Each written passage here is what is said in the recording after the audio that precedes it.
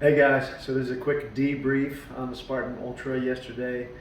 Thanks for following along. I figured I'd put some thoughts here. First, the race setup was meant to be 31 miles and 60 obstacles.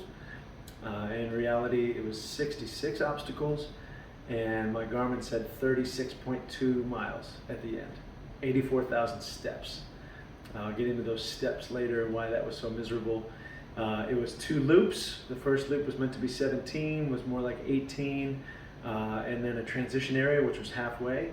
And then the second loop was meant to be 13. For me, my Garmin said 16.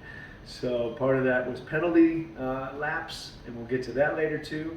And I think a lot of the ultras stopped running at the transition. I think a lot of them dropped out because of the conditions.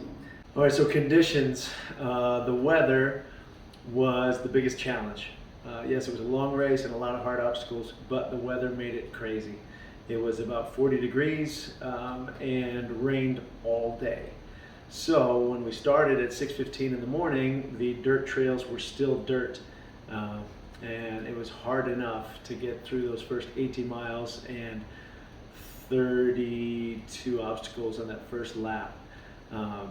Obstacles wise, I completed every obstacle on the first loop except for one. That was the monkey bars that got a little slippery, and I was trying to use momentum and go too fast. And I saw the bell, and I reached for that last one and just slipped and ended up on my back and opened my eyes. I don't know if I blacked out, but that was the only one that I had to do a penalty lap on. Everything else I made. The second loop, which was supposed to be shorter, it was probably 3 times harder. Because, well, first of all, the obstacles were dangerously slippery, and the last 2 hours I couldn't feel my hands. I couldn't control my fingers. They were so frozen, so cold. I couldn't get my gloves on and off. I was even having a hard time manipulating like my gel and my sports beans. I couldn't open those packages. I had to use my teeth. So the obstacles got dangerous. I probably did 10 penalty laps on the second loop. But the worst part were the trails. Because it rained all day, they became mud, super slippery. I honestly can't believe that Spartan kept throwing people on the course. In the Beast race, which was half of the Ultra, they started after us, and they kept putting people on the course, and it was dangerous. There were so many, it was 7,500 feet of elevation up and down on a Montana mountain, but these trails were so slippery and so muddy. Going up was hard enough, going down was even worse. Every step you had to concentrate, and it was like every third step, even going slow, you would slip and it'd be like a violent jerk. And that is why I have a hard time walking today. I'm so sore. I bet people are still up there because there was a bunch of people stranded who just couldn't get down on a couple of these really long, muddy hills down. It was dangerous. I saw a lot of people on the side who were injured, and it was really hard. I mean, even if they call for a medic, but there's no staff up there, so you had to hope that somebody had a cell phone, which we're not supposed to bring. And then how did they get medics to those people? I have no idea. And there's nothing you could do for those people. So it was dangerous and really, really hard because of those conditions. So how did I do? It was really hard. I think it took me 10 hours and 43 minutes. And which is way longer than I thought, but there were so few spaces where you could actually run. The spots where I could run for a couple miles, I felt okay, and it was just, especially the last couple miles was just, I would say the last 5 miles had nothing to do with fitness or training or preparation. It was just pure will to finish, pure survival mode. I wanted to get off that trail so badly, and I was so cold, and it was so miserable. But I finished 8th in my age group. There were 17 of us who finished, quite a few more who started, but I finished 8th out of those, and I finished 50th out of 101 men who finished in all age groups, so just slightly better than half. So wholly unimpressive, I think, in terms of running fast or moving fast, but my goal was survival and finishing this thing, and so I guess I did. And I should say that the theme of this year has been do hard things, and I challenged myself on my birthday when I signed up for this thing, and I wanted it to be a really hard challenge that had to kick me in the pants to get me going. And I guess I'm glad that it was miserable and dangerous, because it was really the hardest that a Spartan Ultra could ever be because of the conditions. And Montana's beautiful, and this trail was probably beautiful on a nice day, but because it just kept getting colder and windier and it rained constantly and the trails just were terrible, that I think it was probably the hardest challenge that I could think of. So I guess I'm grateful for that. Lastly, some thank yous. First to my wife, Julie, for all the time training over the last few months, for running with me, for making all these hours possible. So many hours running over the last few months. And then traveling with me here to Montana. I picked Montana because it's her favorite place, and it's the way I could get her to travel with me. But we've had a great time here together. Big Fork is a great town.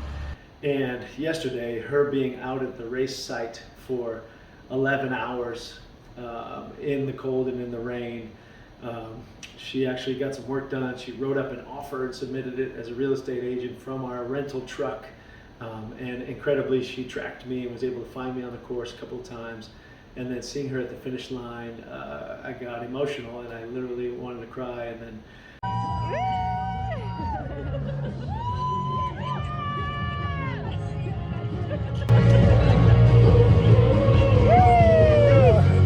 what'd you think? I'm gonna cry. You just finished Spartan. What are you gonna do now? Lay down. And then I was shaking uncontrollably to get to the truck. Could barely walk and got to the truck. And she literally, I couldn't move my hands. I couldn't control my fingers. She literally undressed me at the truck, and not in a sexy way. And I can say that because two of the obstacles, well, the same obstacle, but twice, we had to walk across this muddy lake, freezing water up to my chest.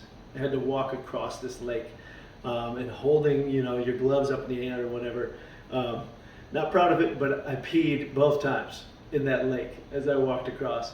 And so I didn't tell Julie that as she was ripping off my shoes and socks and my tights and all the wet stuff. And so muddy because these jerks who set up this course, they make you crawl under this barbed wire in the mud and in the horse manure. Just was nasty all over the place. Somehow she got me undressed and in warmth and fed me last night, and now she's helping me travel home to Chicago today. So I couldn't have done any of this without her. So any of you guys who are thinking about doing hard things, have a partner. Secondly, thank you to Innovate, not just for making this trip possible, but for all the great gear that I've used over the last few months. A few different pairs of shoes. Yesterday I used a pair called the Mud Claw, ironically. Didn't know how appropriate that would be. But they have so many great shoes, as you can see. I'm wearing them all the time. New Montana socks, by the way. But I wore their shoes, their socks, a base layer shirt, rain jacket, which was critical, and then the race vest. And I carried all my hydration with me and a bunch of nutrition. I bet I had 10 hammer gels yesterday and 4 packs of sports beans. Thank you to Innovate for making all that great gear. I was already a fan, now I'm a fan for life. And then lastly, to those who gave to this fundraiser, thank you. And to all of you who have supported and commented and interacted with social media posts over the last few months, thank you so much for the support. I have heard from many of you over the last day who have said thanks for the inspiration. And that was kind of my hope in this thing, was to show us all that there's more to life than the elliptical, right? And whether you need to just get out and walk around the block or do something crazy like this, I hope that you find a little motivation, not because I was impressive, because I don't think I was, but we all need a little pull here and there to motivate us to maybe try some hard things. So thank you guys.